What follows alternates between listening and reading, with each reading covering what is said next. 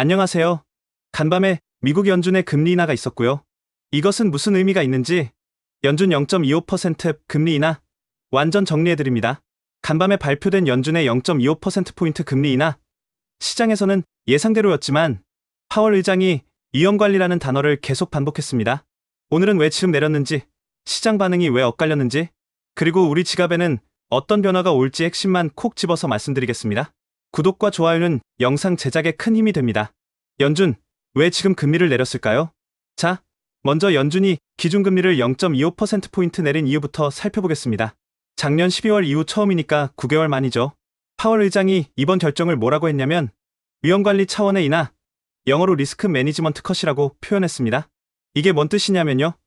단순히 경기 부양을 위해서 미리 금리를 내린다기보다는 고용시장이 둔화되고 있다는 구체적인 위험 신호가 있으니까 거기에 대응하는 성격이라는 거예요. 구체적인 데이터를 보면 정말 심각합니다. 여름 동안 일자리 증가세가 눈에 띄게 둔화됐어요. 최근 3개월, 6월부터 8월까지 월 평균 신규 일자리 증가수가 29,000개 정도에 그쳤는데요.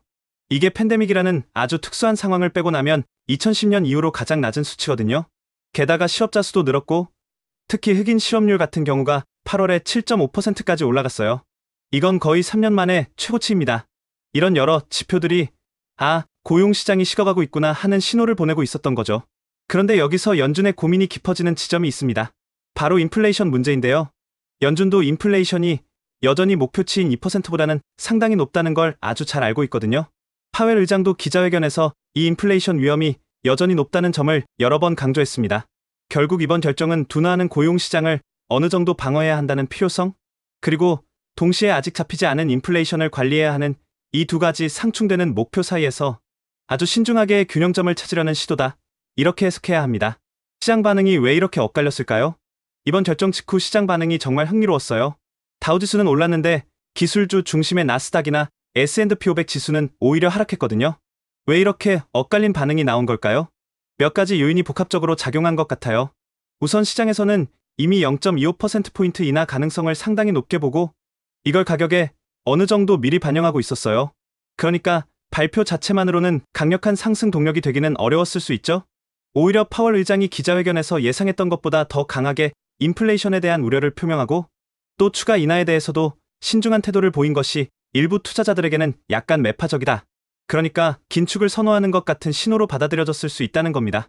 이런 긴축 선호 분위기는 특히 금리 변화에 민감한 기술주나 성장주에는 부정적인 영향을 미치거든요. 엔비디아나 브로드컴 같은 대형 기술주들 하락폭이 컸던 것도 이런 맥락에서 볼 수 있습니다. 반면에 금리 인하의 수혜가 더 직접적으로 기대되는 중소형주 중심의 러셀 2000 지수는 1.2% 상승 마감했거든요. 이건 앞으로 추가적인 금리 인하에 대한 기대감이 시장에 여전히 살아있다는 걸 보여주는 대목이죠. 채권 시장에서도 비슷한 혼란이 있었어요. 10년 만기 미국 국채금리가 결정 발표 직후에 잠시 4% 아래로 떨어졌다가 파월 회장 발언 이후에 다시 상승세로 돌아서는 등 변동성이 꽤 컸습니다. 달러 가치도 비슷한 움직임을 보였고요. 결국 시장은 이번 결정을 마지못해 하는 인하 정도로 해석하면서 앞으로 방향성에 대해서는 여전히 확신을 못하는 모습입니다. 정치적 압박과 연준 독립성 문제, 시장의 혼란스러운 반응 뒤에는 정치적인 배경도 작용했을 것 같아요. 트럼프 대통령이 노골적으로 연준을 압박해온 건 다 아는 사실이고 최근에는 리사 쿡 연준 이사를 해임하려다가 법원에 가로막히는 일까지 있었잖아요. 게다가 이번 금리 결정회의에는 트럼프 행정부에서 최고 경제자문을 했던 스티븐 미란이 연준 이사로 임명된 직후에 처음으로 참여했고요. 그리고 예상대로 혼자서 0.5%포인트 인하를 주장하면서 반대표를 던졌습니다. 전도표에서도 다른 위원들보다 훨씬 공격적인 금리 인하 경로를 제시했다고 하고요. 이 모든 상황들이 연준의 독립성 논란을 더 키우고 있는 것 같아요. 파월 의장은 기자회견에서 미란 이사 합류라든가 쿡 이사 해임 시도 관련 질문에 대해서는 법정 소송이 진행 중인 사안이다. 혹은 우리는 정치적 고려 없이 데이터에 기반해서 독립적으로 결정한다. 이런 원론적인 답변으로 일관했죠. 심지어 그냥 우리를 지켜봐라. Just watch us. 이런 말로 자신감을 내비치기도 했고요. 하지만 트럼프 대통령이 곧 연준 이사 과반수를 확보하게 될 것이라고 공언하고 있고 또 일각에서는 트럼프에게 비협조적인 지역 연준 총재들을 해임할 수도 있다는 이른바 핵옵션 시나리오까지 거론되는 상황이거든요. 이게 만약 현실화된다면 연준의 정치적 독립성은 정말 심각하게 훼손될 수밖에 없고요. 이건 통화정책의 신뢰도나 효과성에 큰 타격을 줄 수 있는 중대한 문제입니다. 주택시장에는 어떤 영향이 있을까요?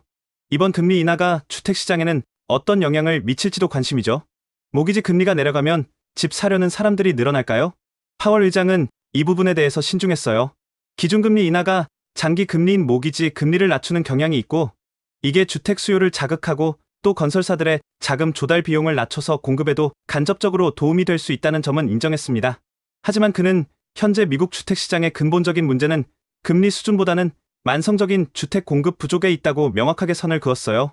특히 수요가 많이 몰리는 대도시권을 중심으로 신규 주택 공급이 턱없이 부족한 이런 구조적인 문제가 해결되지 않는 한 금리만 내려서는 주택시장 활성화에 한계가 있다는 현실적인 진단을 내린 거죠. 실제로 모기지 금리는 연준의 기준금리 자체보다는 시장의 장기금리 전망을 반영하는 10년 만기 국채금리 움직임에 더 민감하게 연동되거든요. 최근에 국채금리가 하락하면서 30년 고정 평균 모기지 금리도 9월 초에 6.35%까지 내려가면서 연중 최저치를 기록하긴 했지만 여전히 1년 전보다는 높은 수준입니다. 게다가 그 사이에 주택가격 자체도 많이 올랐기 때문에 이 정도 금리 하락만으로는 구매자들의 부담이 크게 줄었다고 보기는 어렵습니다. 관세 문제도 빼놓을 수 없는데요. 트럼프 행정부가 부과한 관세가 인플레이션에 미치는 영향에 대해 파월 의장은 여전히 불확실하다는 입장을 유지했습니다. 지금까지 나온 데이터만 보면 관세 부과로 인한 비용 상승분의 상당 부분을 미국 기업들이 자체적으로 흡수했다고 하는데요. 앞으로 이게 어떻게 될지는 두고 봐야 할 것 같습니다. 오늘 이야기를 정리해보면요. 연준은 뚜렷해지는 고용시장 둔화 신호를 관리하기 위해서 9개월 만에 금리를 내렸지만 여전히 높은 인플레이션에 대한 경계심도 늦추지 않고 있다고 볼 수 있겠네요. 이런 복합적인 신호에 시장은 다소 혼란스러운 반응을 보였고, 트럼프 대통령의 압박으로 인한 연준의 독립성 문제는 앞으로 더욱 중요한 관전 포인트가 될 것 같습니다.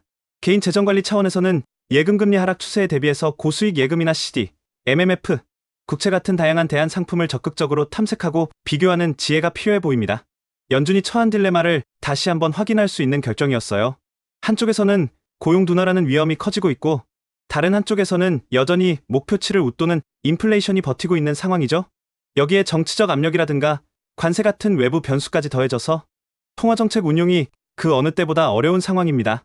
이번 금리 인하가 당장의 모든 문제를 해결해줄 만병통치약은 결코 아니고요. 특히 주택 공급 부족이나 과도한 가계부채 같은 구조적인 문제들은 통화 정책만으로는 해결하는데 한계가 있다는 점을 기억하는 것이 중요합니다. 마지막으로 질문 하나 던져볼게요.